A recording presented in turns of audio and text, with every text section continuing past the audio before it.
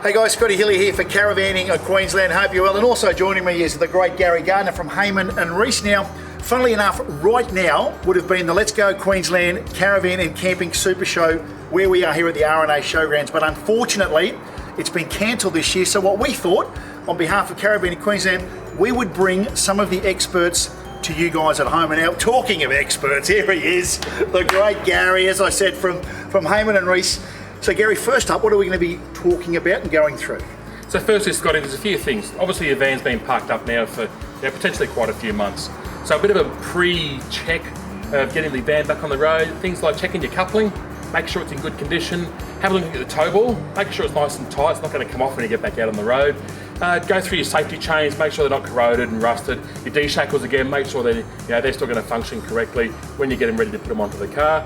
And the handbrake, make sure that when you take that handbrake off, it's actually going to release. Wow. So let's call them pre-road trip maintenance before you get on the road. Love it. I'm going to call it hooking up with big gas. Hooking up with big gas, okay. But the big thing too is, very excited here in Queensland, travel restrictions now lifted. So, wow, caravan parks, everyone, phone is ringing off the hook. You guys must be getting a lot of interest as well because let's face it, caravanning is going gangbusters. It's not, no disrespect, but it's not just the grey nomads, young families, couples, everybody's doing it. And Caravanning Queensland want to make sure when you do your trip, everybody travels safe. And that's what we're going to do with you guys. So lead me in, my friend, take me in there. So look, some of the first things you're going to look at is hooking the caravan to the car. Okay, everyone thinks they know they're doing the right thing. There's no right or wrong way to do it.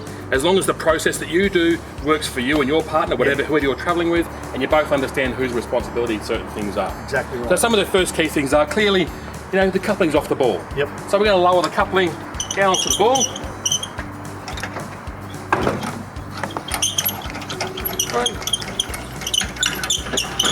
And get that jockey wheel off the ground. Okay. So at least when we're not going to be in the way when we go to remove that. So Gaz, what are some of the things, if the vans have been sitting for a while, what are some of the little things that may not be working during this process? Yeah, we really need to look at things like the coupling itself. Yeah. Has it lowered onto the ball correctly? Okay. Right, and then simply locking it in place. That secondary lock is what keeps the car and the van connected at the end of the day. Okay. That's a critical connection point. Yep. Okay, wow. So you're looking at that side of things.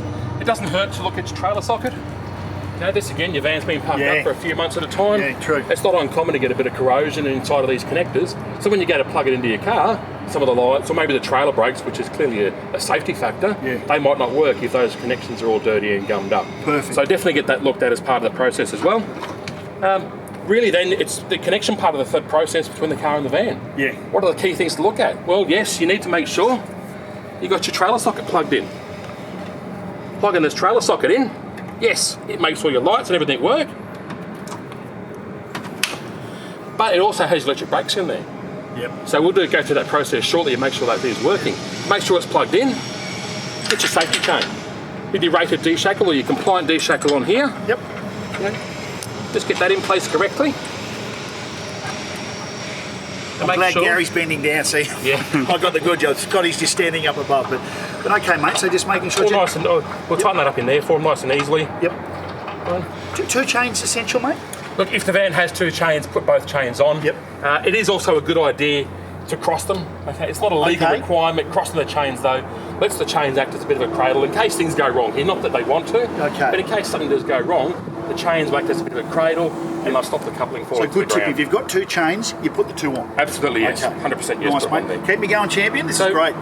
What else on there? So this particular van doesn't have it because the van only weighs less than 2,000 kilos gross trailer mass. Okay. But on vans that weigh more than 2,000 kilos GTM, they'll have a breakaway switch on there as well. So you're going to make sure the little breakaway connector or the breakaway rope or whatever it might be is connected securely to a fixed point on the motor vehicle. There you go. Right, it's only there in case, again, things go wrong. Yeah. Fingers crossed they won't. But you hope they never do. Okay. But it does need to be there if it is on the particular van. Wow. Right, so we've got on there, we're on the coupling, we're on the ball. Yep. Our safety chain is on. I guess a little tip too, Gary, a lot of people you see sometimes leave it up like that. Very common mistake. I know because I've done it before. But dangerous. Absolutely. Yeah. If that's up like that, hit a bump, car and the van can become detached. There we go. Which is the last thing you want to have. Here's my job for the day. That's on. So go through there. Yep. You're looking else here too, your handbrake. The last thing you want to do is drive off with a handbrake connector. Easily done.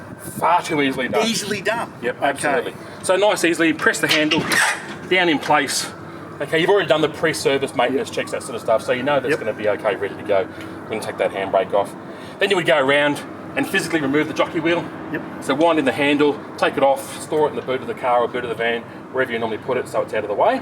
Yep. And then really, the last thing we look at from a connection point of view is if you're running a weight distribution hitch.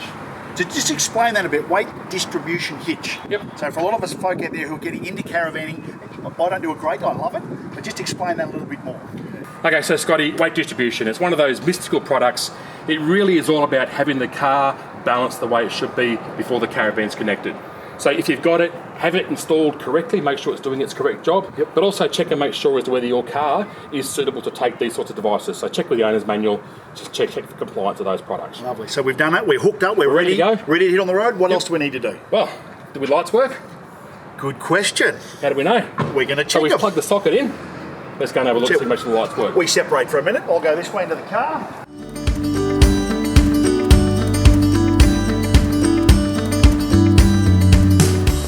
Okay, Scott, right hand indicator.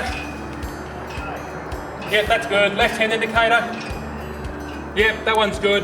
Brake lights for me. Foot on the brake now. Yeah, wonderful, they work as well. And the park lights for me, please. Park lights are on now, That's excellent. All lights work okay. which means we're ready to go.